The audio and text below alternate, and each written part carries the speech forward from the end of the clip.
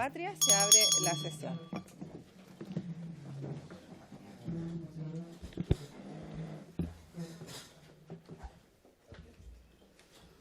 Bueno, quiero saludar en primer término a todos los colegas parlamentarios que se encuentran presentes en nuestra comisión, a nuestro equipo de soporte técnico, los abogados, la secretaria, en particular a los invitados que han sido convocados, a la señora ministra, señora Gloria Huth, un gusto tenerla en esta comisión, en un día bien especial, en donde pareciera ser que la marraqueta sabe más rica, a propósito de la paridad que hemos aprobado el día de ayer. Perdónenme, pero bueno, las mujeres entendemos de eso y estamos, por supuesto, muy contentas. Ahora quisiera entregarle la palabra al señor abogado secretario para que dé cuenta, ¿cierto?, los documentos llegados a la comisión. Sí, gracias, señora presidenta. En esta cuenta se han recibido los siguientes documentos. Hay 2 reemplazos recibidos. El diputado señor Rentería es reemplazado por el diputado señor Sergio Bobadilla. El diputado señor Iván Norambuena reemplaza al diputado miembro de esta comisión, señor Sergio Gaona. Muy bien. También confirmó su asistencia la señora ministra de Transportes y Telecomunicaciones, quien viene acompañada de Juan Carlos González, jefe de gabinete, Joana Folrat, secretaria ejecutiva de CONACET, Lorena Araya, jefa de la División de Normas y Operaciones de la Subtrans, Carola Jorquera, asesora de gabinete. También confirma su asistencia la señora Paula Flores.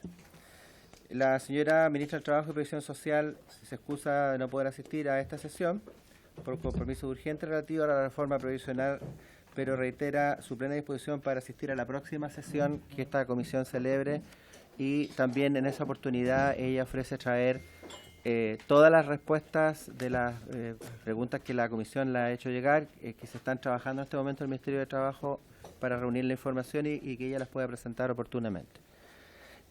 También confirmamos su asistencia de la Federación Nacional de Sindicatos de Conductores de Buses y Camiones del Transporte Nacional e Internacional y actividades afines y conexas, FENACICOCH, el señor José Sandoval, y también el presidente de la Federación Nacional de Trabajadores del Transporte Interurbano, señor Claudio García. Eso es todo, señora presidenta. Muchas gracias, señor secretario. Ofrezco la palabra respecto de la cuenta. Bueno, damos inicio entonces a las materias propias de esta comisión, cuyo mandato y materias que debe contener esta comisión investigadora versa, ¿cierto?, sobre el actuar de los órganos de la administración y el deber del Estado a fiscalizar el estado mecánico de buses de transporte interurbano de pasajeros y de los operadores de planta de revisión técnica que certifican a esos vehículos. Quisiera saludar, como ya lo había hecho, a la ministra, comentarles que esta comisión ha venido trabajando alrededor de 2 meses o algo más, si bien no recuerdo, en donde se han formulado sucesivas preguntas. Habíamos tenido ocasión de tenerla en la primera sesión de la comisión investigadora hace unos meses, pero en el transcurso de esta comisión hemos podido tener acá desde las policías, por supuesto, a Paula, en lo que a ella le compete respecto a la fiscalización, también al representante de la fiscalización del Ministerio del Trabajo y, por supuesto, también a víctimas que han sufrido justamente las consecuencias de accidentes trágicos, muchos de ellos de connotación nacional. Y lamentablemente hoy día, entiendo, no están presentes, han estado en las últimas 2 sesiones, pero se han formulado bastantes preguntas, entre ellas cómo se genera justamente la fiscalización desde el Ministerio en razón de sus competencias respecto no solo a la mantención, el otorgamiento de revisiones técnicas, donde la supervigilancia del Ministerio es también competencia, pero además hay una cuestión que, a propósito a lo mejor de lo que usted nos va a exponer, y haciéndome cargo de las últimas observaciones que han hecho las víctimas, tienen que ver en cómo se enlaza justamente la relación y la garantía que el Estado debe generar respecto también a cuando ocurren estos accidentes. Ellos han sostenido que se han sentido de pronto bastante solos, por decirlo de alguna manera, porque más allá de las responsabilidades que se pueden, ¿cierto?, hacer eco o se pueden ejecutar por efecto de la justicia, los tribunales, hay también ahí un elemento de confianza que el Estado genera como garante cuando hay ciertos buses que generan y que realizan un transporte público. Entonces, en ese sentido, creo que a propósito, insisto, sería importante escuchar a la ministra, porque hay una asociación de víctimas de turbús, entiendo, accidentes de turbús que estuvieron. Hay también personas particulares que han sufrido, digamos, pérdida de sus seres queridos, y creo que en razón de eso también es interesante saber qué se está pensando en razón de eso. Sin perjuicio que nosotros creemos, y una de las observaciones que hacían también algunos actores, entre ellos los representantes de los dueños de buses, era que existía una normativa bastante antigua que no se ha de pronto actualizado, y es ahí donde nosotros generábamos la pregunta aquí en esta comisión, primero, si hay un diagnóstico, si se ha encargado algún estudio internacional para ver el estado de situación en que se encuentra el transporte público interurbano en el país. Si así ha sido, cuáles han sido las observaciones o las recomendaciones que se han, digamos, generado, y en cuanto a eso pudiéramos tener nosotros a la vista con un objetivo bien claro que tiene que ver también en cómo la Comisión puede proponer un accionar o puede de cierta manera recoger esas observaciones, hacerlas concordar seguramente con lo que ustedes nos puedan decir, y proponer a su vez algunas modificaciones en la medida que eso también tenga eco y que obviamente se justifiquen. Eso entre otras cosas, como qué pasa con las plantas de revisiones técnicas. Entiendo que hay un soporte hoy día técnico que va a permitir seguir en línea, eso se está avanzando. La otra arista tiene que ver también con los trabajadores. A propósito de eso, hablé ayer con la ministra del Trabajo porque nos interesaba saber cuál es el estatuto que regula los conductores en cuanto su conducción profesional debe generar también la seguridad, y por otro lado cuál es el estatuto que se regulan también los auxiliares de los buses, que en definitiva alguien nos decía por ahí está sumamente desregulado porque no tienen contrato. Entonces, cómo se genera también la responsabilidad humana a propósito de quién conduce o quién lleva a su destino y cómo se enmarca también la fiscalización. Estuvo alguien de fiscalización acá diciendo que bueno, había antes un sistema antiguo que hoy día se está mejorando, pero creo que por ahí van las 4 aristas que en este minuto yo recuerdo, como para hacerle un poco de recuento, ministra, y obviamente que más allá de lo que usted nos pueda exponer, nos gustaría que esos puntos también se pudiera referir. Bienvenida, ministra, tiene usted la palabra. Muchas gracias, diputada, y me disculpo por no haber asistió en mi lugar el subsecretario a las sesiones anteriores, y no puedo sino reforzar la conveniencia para el país de la paridad al menos, y como usted puede ver en esta mesa, en nuestro ministerio la paridad la están buscando los hombres.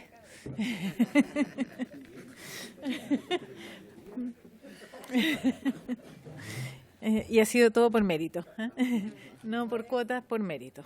Cada uno se ha ganado su lugar aquí. Tengo una presentación para guiar la intervención. Hemos hecho... ¿Tú lo vas pasando yo? Vamos a partir viendo, primero solamente para dar un contexto, las dimensiones de lo que significa controlar los sistemas de transporte. Solo para tener una idea de volumen, número de controles que hacemos. 476.000 controles a vehículos en distintos aspectos de cumplimiento de normativa y 103.000 infracciones, por ejemplo. También controlamos establecimientos, esos son las plantas de revisión técnica y también las escuelas de conducción y los gabinetes psicotécnicos. Todo eso está sujeto a nuestra fiscalización. Ahí está 13.000 inspecciones. A pasajeros se controla también el uso del cinturón de seguridad y tal como dice acá, no solo en vehículos, sino en autos particulares, sino también en buses, 882.000 controles. y 49.000 infracciones. Los pasajeros también tienen normativa que cumplir para su propia seguridad. Y después todos los servicios subsidiados, 45.000 inspecciones. Eso porque el Ministerio administra este fondo de subsidios a regiones. Son más de 2.000 contratos de conectividad, principalmente zonas aisladas, zonas rurales. Y es muy importante hacer el control, porque van a lugares donde no es tan evidente que estén dando o no los servicios. Y sin embargo están recibiendo regularmente los operadores su pago. Así que para nosotros es muy importante hacer ese control también, que cuesta mucho porque es en zonas alejadas, pero es una tarea muy importante dentro de fiscalización. Así que todo esto tiene componentes de seguridad, principalmente los tres primeros. El control de subsidios apunta más al cumplimiento del contrato, a que los servicios se estén dando según las condiciones, pero además incluye los resguardos de seguridad porque son muchos. La mayoría son servicios de transporte público, en buses, en lanchones y en algunos casos en ferrocarril.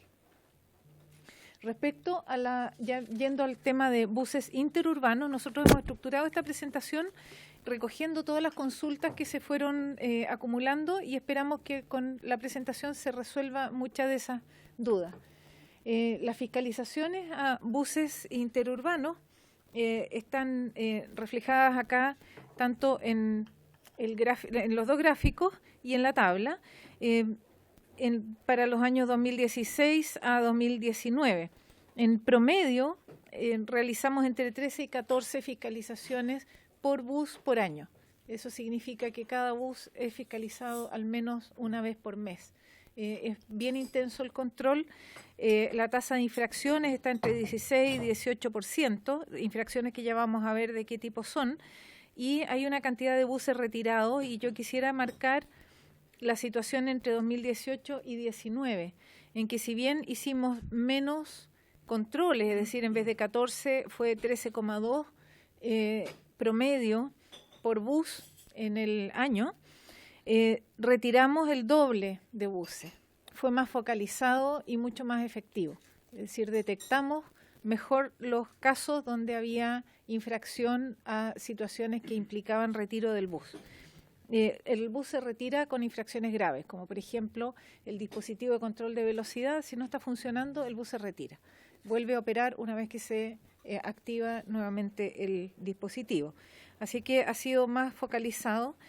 Y en el gráfico de la derecha... Ministra, perdón sí, que le interrumpa, pero no me quedó claro. ¿El doble en relación al año 2018? Al 2018. Ya. En 2018 habíamos retirado 60 buses por infracciones graves.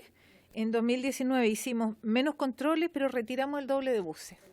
Y no es porque tengan más infracciones, sino que pudimos detectar de forma más efectiva estos casos. Y eso es una ganancia para el sistema, porque vamos sacando de circulación los buses que tienen más riesgo. Respecto a las infracciones que están en el gráfico de la derecha, hay infracciones que son más bien administrativas. Por ejemplo, una que es bien importante, 24% son parabrisas y ventanas. Si el parabrisas tiene un piquete en algún punto que no arriesga con romper el parabrisas completo, puede seguir circulando, pero se infracciona. Queda el registro de que tiene que repararse. Si ese piquete, rayón o trizadura impide la visión, el bus se retira. Porque además, y depende de la dimensión de esa trizadura, por ejemplo, porque si una trizadura más grande con la velocidad podría romperse el parabrisas. Entonces se determina en ese caso si se retira o no. Pero la mayor parte son menores, pero sí son una proporción importante, 24% de infracciones son parabrisas y ventanas. El dispositivo electrónico sí es falta grave y eso se retira. Las cinturones de seguridad en los asientos, eso permite que el bus siga funcionando, pero no pueden vender ese asiento si es que tiene un cinturón de seguridad que está descompuesto. Sobre todo de 2017 en adelante, los buses tienen obligación porque vienen de fábrica con el cinturón. Antes de 2007, los buses no traían de fábrica, no era un estándar de fabricación y se ha comprobado que instalarlo, si no viene de fábrica como de la estructura del bus, puede ser hasta más riesgoso. Así que nosotros lo hacemos exigible desde el momento en que de fábrica venía instalado. Después los sistemas de luces, un 10%, circulación en un lugar no autorizado, un 8%, la patente ilegible, un 6%, sin documentos del búho del conductor, obviamente ese retiro porque también es una infracción grave, un 6%, sin extintor un 6%, neumáticos, con neumáticos en malas condiciones también se retira el bus, un 6%. No muestra el video de recomendaciones de seguridad, un 4%, y que no indique la identificación del bus al interior, también un 4%. Así que aquí están principalmente las infracciones que son más administrativas o infracciones graves que determinan retiro de los buses.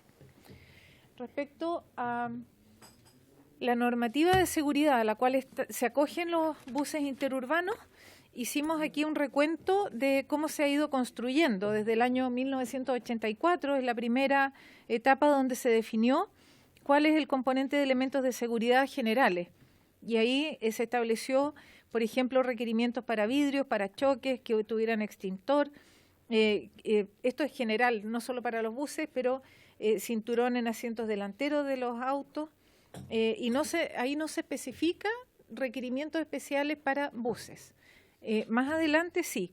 Después, en el decreto 212 del año 92, se establecen los requisitos para el transporte remunerado de pasajeros y se reglamenta.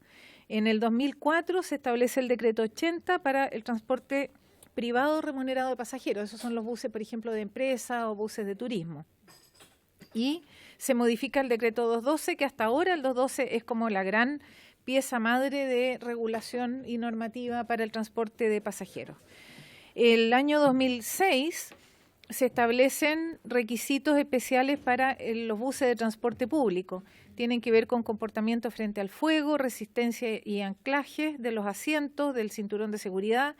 Recién se incorpora ahí la medida de estabilidad, la resistencia de la superestructura y el cinturón subabdominal, que es el cinturón que conocemos que atraviesa. Y en el año 2011 y 2013 se incorporó una cantidad bien grande de nuevas normas y requisitos de seguridad para los buses interurbanos. Primero, el cinturón de seguridad en todos sus asientos y se hizo obligatorio el uso. Eso fue la ley 20.508.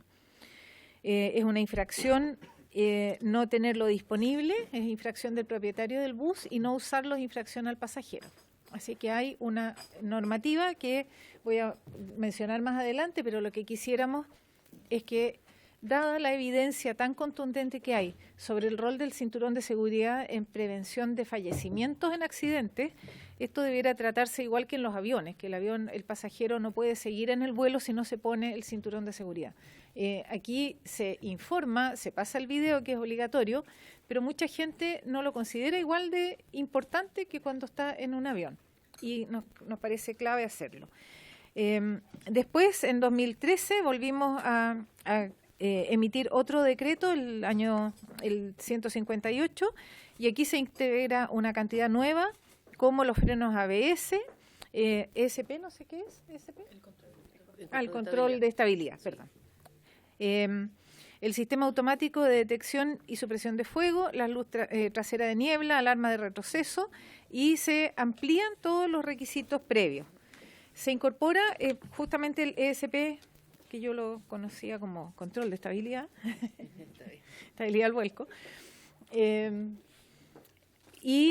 Para eso hay dos decretos, el 175 y el 158, y todos estos requerimientos se instalan en el proceso de homologación.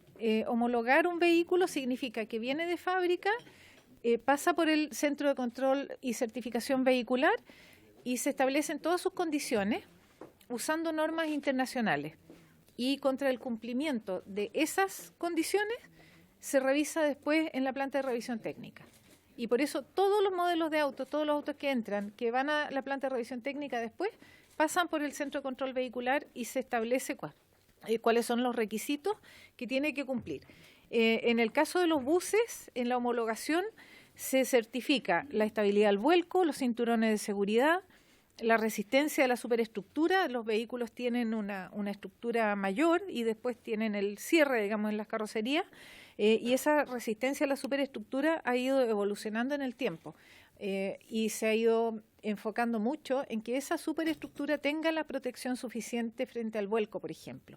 Eso es lo que protege a las personas siempre que tengan puesto el cinturón de seguridad, porque la mayor parte de los fallecimientos de personas en accidentes masivos de buses, porque no tenían el cinturón de seguridad, incluso si el bus no se deformó significativamente, las personas salen eyectadas por las ventanas o dentro del mismo bus y eso provoca el fallecimiento.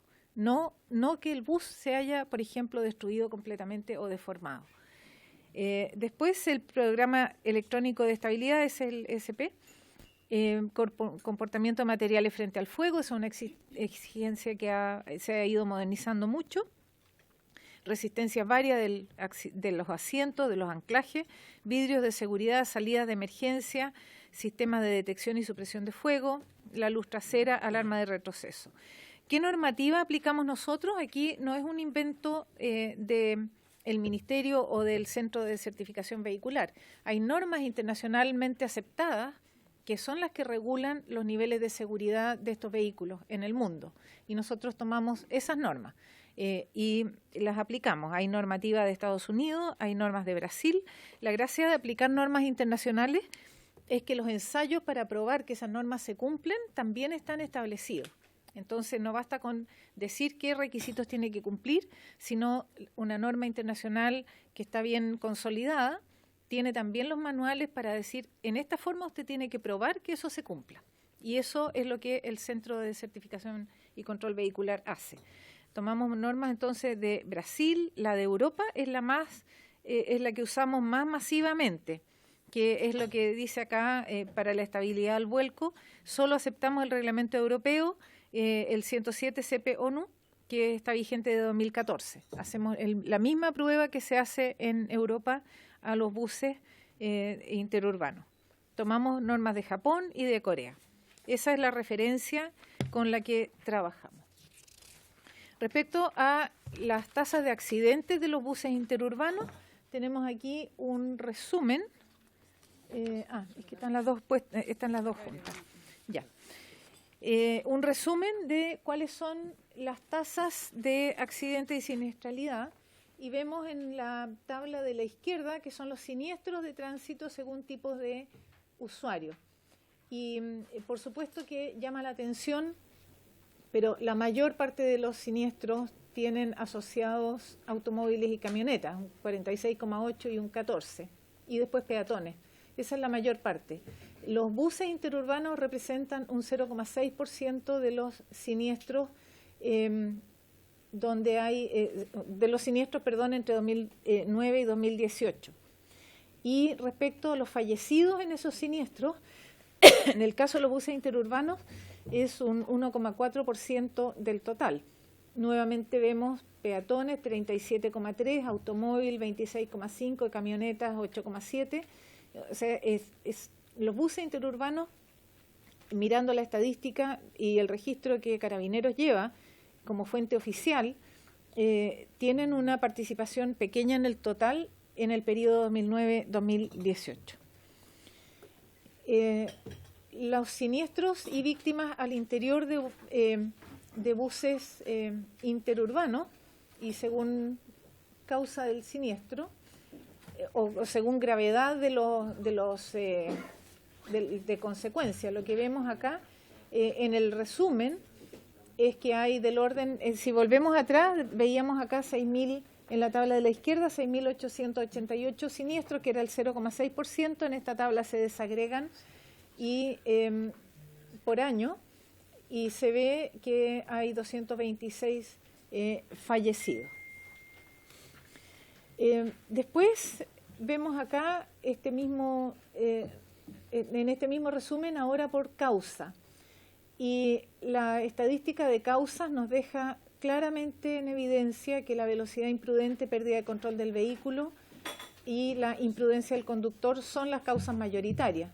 De 8.000 772 en el total general, casi 3.500 imprudencia del conductor y 2.600, casi 2.700 velocidad imprudente y pérdida del vehículo, de control del vehículo. En el gráfico a la derecha se ve con mayor claridad las dos porciones mayores tienen que ver con conducción, y eso nos parece también que para nosotros nos pone el desafío muy fuerte en la formación de los conductores y en la información a los conductores, en los diseños de las vías, en la señalización, en todos los elementos de ayuda a la conducción. Las fallas mecánicas son un 2%, según todos los registros oficiales. Respecto a las medidas de control que nosotros implementamos sobre los servicios interurbanos, la facultad que tenemos, facultad legal, es la de emitir estos procesos que se llaman procesos administrativos sancionatorios. En este caso, cada Seremi tiene que supervisar y determinar la sanción cuando corresponda. La facultad no es central del ministerio, no está en el subsecretario, por ejemplo. Es cada Seremi, la autoridad local, que emite estos procesos administrativos sancionatorios y siempre en consulta con la Fiscalía del Ministerio. Para eso se hace el control y Paula Flores puede explicar cómo funciona como la secuencia, cuando se detecta que es una falta grave o cuando, por ejemplo, va más allá de lo que está en la facultad de control del Ministerio y se reporta un delito a la Fiscalía, como ha ocurrido en una cantidad de casos importantes en que se deja ese registro porque, por ejemplo, hay adulteración de documentos o situaciones como las que vimos, bueno, vamos a entrar un poco más en detalle en línea azul más adelante, que está calificado como delito de homicidio. Ahí. Buenos días. Bueno, tal como señalaba la ministra, acá la normativa establece que cada vez que se cursa una infracción por parte del Programa Nacional de Fiscalización, estos reportes deben ser derivados a la autoridad administrativa, que son los Seremis de transporte. Nuestra norma además dice que debe haber una acumulación de 3 infracciones por cada uno de los buses en un periodo máximo de 180 días para que se genere se inicie un proceso sancionatorio contra ese bus. Y es por eso que no toda infracción por sí sola va a generar un proceso administrativo. Sin embargo, los números que vemos ahí, hay 1.239 procesos iniciados en los últimos 2 años por parte de los secretarios regionales, obedece a la cantidad de infracciones que son cursadas a los buses interurbanos y que son enviadas a los secretarios regionales, que según la norma también, y a lo mejor vienen en la próxima lámina, tiene posibles sanciones que son amonestaciones, suspensiones de vehículos, suspensión de servicio, cancelación del vehículo y también cancelación del servicio. Los resultados de los 1.239 procesos administrativos iniciados en los últimos 2 años por parte de cada uno de los secretarios regionales donde están inscritos estos buses interurbanos, tienen como resultado ya 721 amonestaciones aplicadas a las empresas, 421 suspensiones aplicadas entre 10 y 30 días, cada una de ellas, a cada uno de los buses a lo largo del país, una suspensión de servicio, uno de ellos es Línea Azul y la segunda es la empresa ahí, ministro, ¿usted tenía los datos? Es Buses Madrid, por tener flota cero. Sí. Y también Línea Azul. Línea Azul que estaba registrada en la región de Los Ríos, sí. Y por último, las 2 cancelaciones de servicio ahí también aplicadas en estos últimos 2 años a empresas de buses interurbanos. Eso. Aquí yo quisiera... Perdón, ministra, encienda el micrófono para que quede la grabación. Quisiera detenerme en este punto para comentar sobre las facultades que tiene el Ministerio para estas suspensiones. Tal como ha indicado Paula, en general los procesos sancionatorios actúan sobre un bus porque se encuentra la falla específica en ese vehículo y no en otros. Pero hay casos que sobrepasan eso, como fue el caso de Línea Azul, en que había evidencia de adulteración que iba más allá del vehículo que tuvo el accidente. Cuando se hizo la investigación se descubrió que había adulteración de las placas patentes, cambios de placas patentes de un vehículo a otro. De hecho, el representante legal sigue preso por dolo homicida en su actuar. Por eso, estando, y tengo que decir, en el límite de las atribuciones, nosotros dispusimos la suspensión de la empresa, de todos los servicios de la empresa, que en rigor era complejo sustentar con la normativa existente, y creemos que en eso tenemos que cambiar y aumentar las facultades del Ministerio para suspender en casos como ese. Dado que la evidencia era tan contundente, la opción que tomamos fue suspender a la empresa y eventualmente que el tribunal después dijera que no correspondía, pero yo creo que había que hacerlo porque el riesgo potencial para otros usuarios era muy grande. Y el tribunal nos dio la razón, así que se mantuvo la suspensión, hasta ahora se mantiene, el dueño sigue detenido y es bien importante también aquí mencionar que cuando se inscribe una empresa, se inscribe, por ejemplo, con servicios en una región y el único que tiene facultades para actuar sobre eso es el Ceremi de la región donde están inscritos los servicios. Entonces, yo puedo dirigir la forma en que vamos a abordar el caso, pero la materialización de todo esto está a través de resoluciones de los Ceremi. Son los Ceremi los que finalmente emiten las resoluciones de suspensión y tienen que ser emitidas en los lugares donde los servicios están registrados. Puede ser que una empresa, y por eso cuando veíamos el gráfico anterior, hay muchas registradas en región metropolitana, pero que operan en otras regiones. Así que es bien importante esto de la localidad, digamos, y cómo se aborda eso. También es importante explicar que hay empresas que se inscriben, pero que después no activan flota. Y en ese caso nosotros también suspendemos los servicios, porque no tiene sentido que quede un registro como si existiera la empresa si no está dando servicio alguno y eso es una cosa más administrativa y más permanente, pero el punto que quiero hacer es el de las facultades del Ministerio y que, como vienen las propuestas después, nos parece que hay que hacer ahí una corrección, porque hay casos como este bastante extremos, pero si uno va a las facultades en rigor estricto, había posibilidad de suspender buses individuales, pero no la empresa completa. Yo quisiera detenerme, ministra, si me permite, en este punto que creo que es central, básicamente es donde se sustenta el objetivo de esta comisión. Quisiera a lo mejor ofrecer la palabra antes de también yo hacerle algunas preguntas. Me ha solicitado la palabra la diputada Virginia Troncoso a fin de formular un respecto. Gracias, presidenta. Tiene la palabra. Buenos días, ministra Paula, muy buenos días y bueno, todo el equipo que los acompaña. Es importante tener estas mesas de trabajo porque en realidad son muchas las cosas que pasan a diario en todo lo que tiene que ver con transporte público.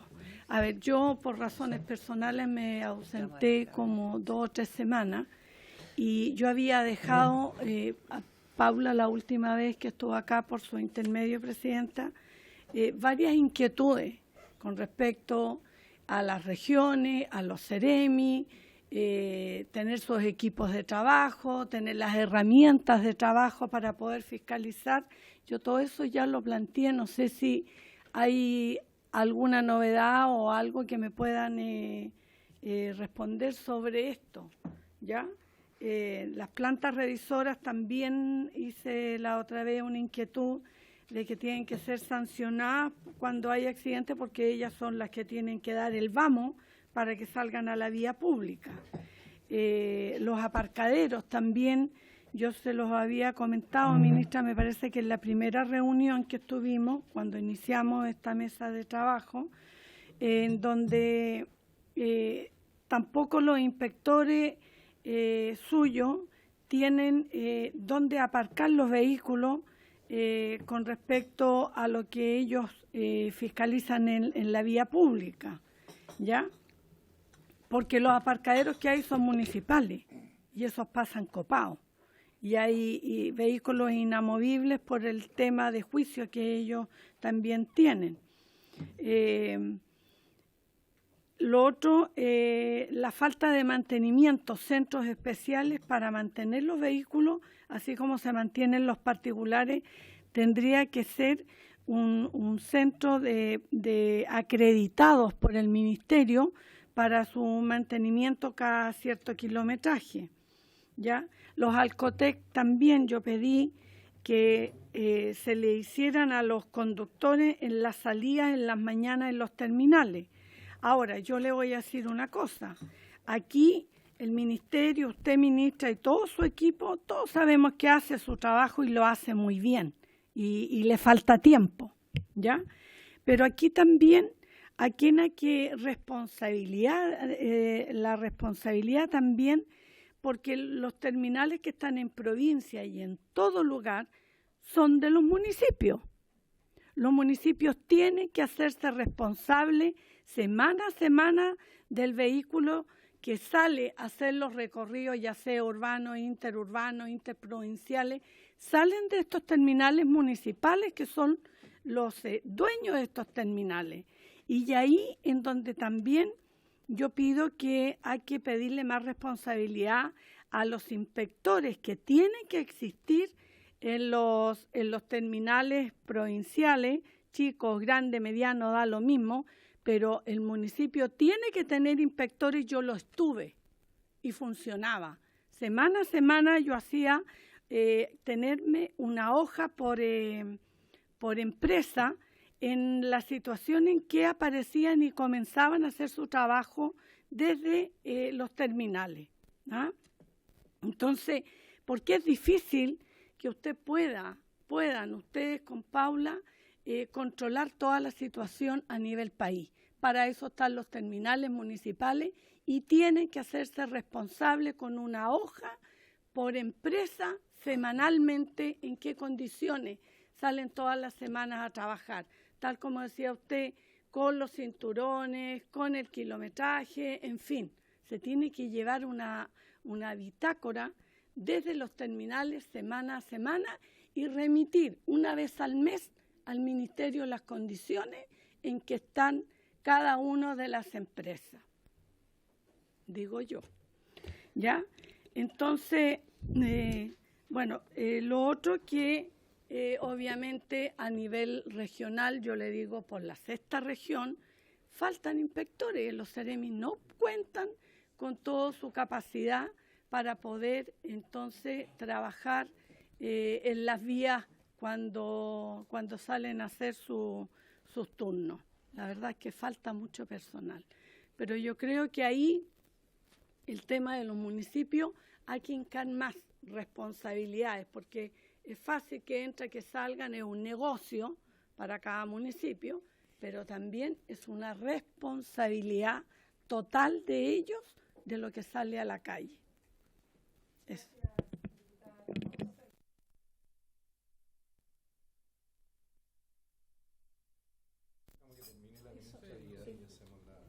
Sí, eso quería sugerir si terminamos, porque aquí vienen varias propuestas, entonces para poder discutir sobre las propuestas. ¿Sí? Paso rapidito, ya. Nos centramos entonces en... Ya. Trajimos también, y bueno, la presentación queda disponible, así que sí, pueden la tenemos, ver sacamos los datos. copia y Eso, tenemos cada uno. exactamente. Sí. Hicimos un recuento también de las medidas de control sobre las empresas más grandes, las 10 más grandes, las tasas de infracciones, los controles. Vemos que es un mercado que tiene una concentración en empresas de mayor tamaño. Estas son las 10 más grandes y bueno, la número 10 tiene 70 buses, la primera tiene más de 1000. Y aquí está la proporción de procesos sancionatorios y amonestaciones que ha recibido cada uno, las suspensiones de vehículos que ha recibido también cada uno en los periodos que hemos estado analizando. Las causales son bastante consistentes con lo que ya mostramos, así que prefiero no entrar en eso y sí centrarme más en las propuestas, en el trabajo que hacemos con las agrupaciones de víctimas, y quisiera que Joana explicara con un poco más de detalle, porque tenemos trabajo, pero estamos extendiéndolo también a un trabajo conjunto con la Subsecretaría de Prevención del Delito, que también tiene una plataforma de trabajo con víctimas, y después las propuestas que queremos hacer nosotros para mejorar la forma de funcionar de este sistema. Hola, muy buenos días. Sí, brevemente, porque en la sesión pasada hemos mencionado el trabajo que llevamos ya hace bastantes años en CONACET con las agrupaciones de víctimas y específicamente tenemos una mesa de trabajo que sesiona mensualmente para tratar diferentes proyectos. Realizamos en conjunto acciones comunicacionales, campañas, visitas técnicas a terreno. Por ejemplo, hace poco estuvimos en terreno en una municipalidad donde hay un problema de infraestructura y se ven en terreno los problemas y las posibles soluciones. Hacemos conmemoración, por ejemplo, del Día Internacional de las Víctimas en el Tránsito, ese tipo de actividades, y también hacemos propuestas en esa mesa de cambios normativos. Y uno de los temas, uno de los avances que hemos tenido en esta mesa de trabajo es justamente un convenio que estamos suscribiendo con la Subsecretaría de Prevención del Delito, quienes tienen un programa de atención a víctimas de delitos. Y dado que en el tránsito también tenemos delitos, por ejemplo, la ley Emilia establece un delito, el conducir en estado de ebriedad y lesionar gravemente o matar a una persona en estado de ebriedad es un delito, por lo que en este convenio estamos incluyendo la atención a víctimas por delitos en el tránsito también, que pueden ser atendidos a través de ese programa. Eso es un trabajo, una línea de trabajo importante, porque a las agrupaciones de víctimas les importa mucho poder ampliar la atención a las familias de víctimas, no solamente en el ámbito psicológico, sino también jurídico y social, porque, tal como lo mencionó usted, diputada, se sienten en una situación, se sienten muy solos después de un accidente, después de un siniestro, y es uno de los temas que estamos trabajando en la mesa para poder tener soluciones a ese problema. Por otro lado, estamos también... Yo preferiría que digas todas las iniciativas de seguridad, de seguridad ahora, y así pasamos más rápido. Perfecto. Sí, la del SWAP y la del cinturón. Sí. Otro proyecto que estamos trabajando y que nace en esta mesa con las agrupaciones de víctimas es la propuesta de aumentar las coberturas del SOAP, que es el seguro obligatorio de accidentes, que no ha tenido modificaciones o mejoras en cuanto a cobertura en los últimos, ya creo que 13 años. Y eso también es una propuesta que estamos trabajando concretamente para mejorar las coberturas para todas las personas que han sufrido un siniestro de tránsito. Y por otro lado, otra iniciativa que ya la mencionó la ministra tiene relación con que queremos incluir en todos los buses interurbanos un cinturón de 3 puntos. Hoy día la obligatoriedad es tener cinturón de 2 puntos y cambia sustancialmente la seguridad para las personas en un caso de accidente de tener un cinturón, aquí tenemos datos, de 3 o de 2 puntos. De hecho, la tasa de lesiones se reduce en un 53% con un cinturón de 3 puntos. Así que sí hace la diferencia y es una propuesta concreta que queremos implementar a partir del próximo año, que toda la flota cuente con ese tipo de cinturones, que también, y fue tema en la última sesión, permitiría en el futuro poder instalar, por ejemplo, un sistema de retención infantil en un bus interurbano, porque se instalan con cinturones de 3 puntos y no con 2. Sería, en el fondo, abriría esa posibilidad también en el futuro. Ministra. Volvamos a las iniciativas. Ahí. Lo primero en que estamos trabajando también para mejorar la capacidad de control es la digitalización. Eso ya tiene algunos avances, por ejemplo, la revisión técnica digital implica que ya no se puede adulterar, porque se puede hacer un control a través de un código QR y se accede al dato original de la planta de revisión técnica. Ya no sirve andar con los papeles y que se podían falsificar esos papeles y producir a los amigos los que uno quisiera con fotocopia. Eso ya no. Y estamos apuntando a que esta solución sea con 2 elementos, que finalmente que la patente del vehículo sea el dato con que uno ingrese y tenga todos los antecedentes del vehículo, revisión técnica, permiso de circulación, que todo se puede chequear en una base de datos unificada. Y con la cédula de identidad, todos los datos del conductor, Claro. si tiene o no tiene antecedentes, etcétera. Porque portar papeles que son falsificables también es una fuente de riesgo tremenda, porque hay conductores que no corresponden, por ejemplo, a la categoría, y todo eso finalmente se traduce en más riesgo. También estamos, esa es la digitalización, como digo, en las dos. Después, en la fiscalización de las plantas de revisión técnica, estamos obligando desde octubre de 2019 a tomar fotos del número de motor que se revisó. Porque lo que vimos, por ejemplo, en línea azul, uno puede especular también, pero podría ser que llevaron un bus que aprobó la revisión técnica. Claro. Y después le sacaron la patente y se lo pusieron a otro. Entonces, el certificado corresponde, pero no era el bus que se revisó. Eso es un truco que puede ocurrir. La planta tiene la obligación de chequear el número de motor, pero es un número de difícil acceso y lo que estamos exigiendo ahora, en todos los casos, es que la planta guarde el número de motor del vehículo que revisó. Con eso se puede, por lo menos, controlar este tipo de situaciones. También se está obligando en todas las licitaciones nuevas de planta de revisión técnica el uso de cámaras, de manera que nosotros podamos fiscalizar físicamente con los inspectores yendo, pero también a través de una observación remota para saber que todo el proceso de revisión se está haciendo como se tiene que hacer. Eso ha sido, tengo que decir, resistido por los concesionarios actuales, pero en las concesiones nuevas es obligatorio y están amparándose en los derechos de los trabajadores a no ser observados, pero en este caso actúa lo mismo que la cámara en un banco, en que por razones de seguridad del sistema completo y de los usuarios, hay cámaras instaladas y eso no atenta contra los derechos y la privacidad de los trabajadores que están ejerciendo su trabajo. No están, las cámaras no están puestas en lugares privados, claro. Pero nos permiten a nosotros también un nivel de control realmente muy superior al que tenemos ahora. Y estamos implementando entonces estos servicios y hay una secuencia ahí de avance por región donde esperamos contar con eso. Después tenemos el proyecto CATI, el Centro Automatizado de Control de Infracciones, que es para control de velocidad principalmente. Ese proyecto entró al Congreso en enero del año 2014, se retomó ahora en 2018, en junio de 2018 se entregó una indicación sustitutiva, ha avanzado bastante bien, está en segundo trámite y nosotros esperamos que pueda avanzar porque si vemos las causas de fallecimientos y las causas de accidentes, la mayor parte tienen que ver con velocidad y el control de velocidad manual no ha sido suficientemente efectivo, el control remoto va a ser bien efectivo porque genera la infracción inmediatamente. Creemos que eso donde se ha implementado en el mundo ha bajado el número de fallecidos en más de 30-40%.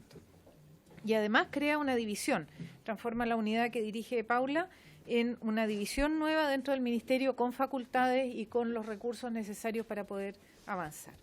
Después, bueno, el centro no lo voy a explicar con más detalle porque por el tiempo, pero está todo en la ley, en el proyecto de ley que ya está avanzando. Y hay un cambio también en la reducción de antigüedad de buses que queremos proponer. Actualmente se permite hasta 23 años de operación de buses. Si uno mira el parque, en realidad son muy pocos los que están en esa antigüedad. Es algo así como 40 de más de 4.000 buses. Así que no es, y operan en zonas rurales, lo cual no es razón para no ponerles atención, justamente porque operan en zonas rurales. Así que la propuesta es reducir esa antigüedad y gradualmente reducirla hasta ser obligatorio que no puedan operar buses que de fábrica no traigan cinturón de seguridad, es decir, poner como límite el año en que empezó a ser parte del bus el cinturón de seguridad, porque previo a eso es mucho más riesgoso funcionar. Entonces, si nosotros cambiamos esa normativa y ponemos un plazo para esa renovación de los buses, un plazo corto en realidad, deberíamos también mejorar las condiciones y por lo menos reducir los riesgos.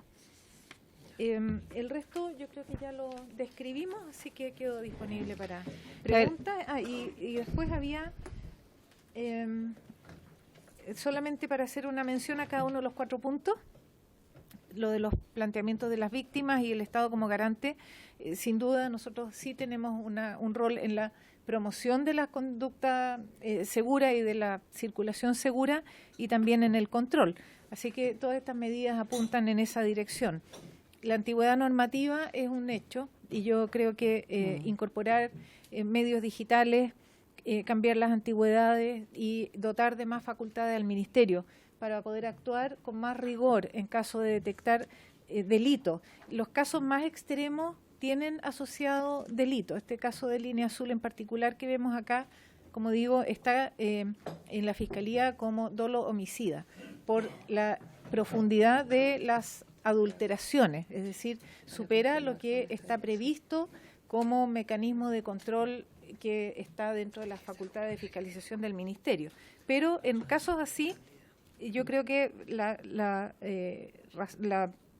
una facultad adicional que nos permita actuar con más rigor es necesario tenerla, bajo el supuesto de que el comportamiento general no va a llegar a esos extremos de delito, pero nos permitiría también ser más eficaces en la vigilancia. El estado del parque, como digo, según estándares internacionales, eso lo aplicamos. El parque de vehículos de buses interurbanos es bastante nuevo en Chile y también está el mismo mercado empujando a que sea nuevo, porque frente a los buses nuevos las personas ya no quieren usar buses de más de 5 años, no se suben, esperan que circulen los buses de mejor calidad. Así que eso está ocurriendo en forma casi natural por la evolución del estándar que las personas esperan y en todos los casos nosotros estamos incorporando estos estándares internacionales para su medición. Y la regulación de conductores profesionales, etcétera, nos parece fundamental también. Como vemos, los errores de conducción explican la mayor parte de los siniestros y de los fallecimientos. Así que ahí tenemos un desafío grande. Lo que queremos también es tal vez simplificar la etapa de cursos, que actualmente es larga, por ejemplo, para conductores profesionales, pero hacer más exigente el examen práctico. Lo que pasa ahora es que hay mucho requisito previo, pero el examen práctico en general no es todo lo riguroso que debería ser en muchos casos. En algunos casos en municipalidades sí, pero en otros no. Y creemos que ahí es donde deberíamos poner un énfasis fuerte y que la persona pruebe que sí sabe manejar bien. Así que eso es lo que podemos aportar en esta sesión. Le agradecemos, ministra. Yo solo hacer el alcance, que lamentablemente el tiempo ha sido muy escaso. Yo quiero de inmediato convocar a una sesión para el día lunes, que eventualmente pudiera ser a las 15, de 15:30 a 16:30, o bien de 14:30 a 15:30. Dejo a bien que ustedes pudieran, un minuto para poder señalarles que ojalá dentro de esos plazos, dentro de esos 2 instancias nos pudieran decir, sobre todo si tienen más disponibilidad u otra. Lo segundo, había convocado justamente para esta sesión a uno de los elementos esenciales de lo que tiene que ver con lo que usted ha mencionado, que es justamente la conducción.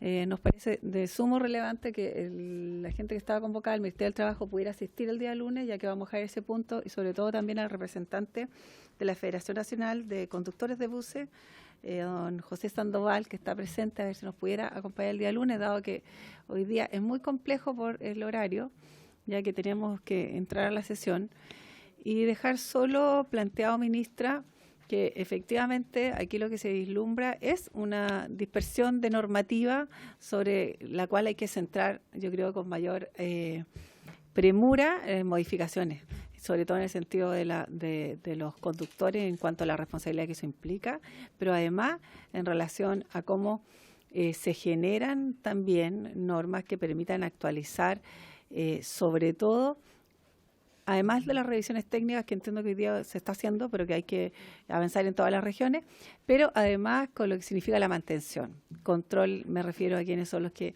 finalmente dan el ok a las limpiezas, a las reparaciones, etcétera, que aquí también se ha planteado, pero bueno, vamos a tener ocasión el día lunes, donde yo le pido, ministra, que ojalá pudiera asistir. Diputado y la vaca. Sí, ya tendría que no hay cerrar. tiempo para poder conversar con la ministra y hacer algunas propuestas. Sí, algo respecto a lo que usted acaba de plantear. No es posible para la mayor cantidad de miembros de esta comisión asistir a la sesión del día lunes, porque a la misma hora está citada la Comisión de Transporte en Santiago. ¿A qué hora la de transporte, perdone, diputado? ¿A qué hora? De 3:30. Por eso la alternativa sería de 14:30 a 13:30. Teníamos esa alternativa, De 2:30 a 14:30, 3:30, o de 3:30 a 4:30. Como de las 3:30 es Sí. transporte, podría ser a las Sería 14:30. bueno coordinar, porque te insisto, la gran mayoría de los ¿En miembros Santiago? somos de la Comisión de Transporte. ¿Puede ser ministra a las 14:30? Es que vamos a avanzar más de lo que podamos avanzar el próximo jueves, porque es más dificultoso también venir a la ministra desde Santiago a Valparaíso, preferible que ella pueda, y si tiene disponibilidad de estar el lunes a las 14:30, lo pudiéramos hacer. ¿Y por qué no se hace a las 14? ¿O a las 14?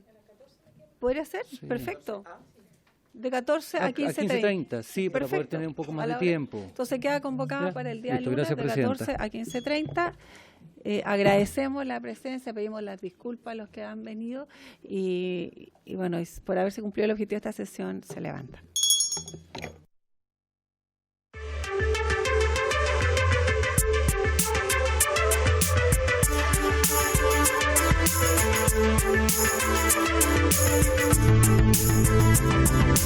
Thank you.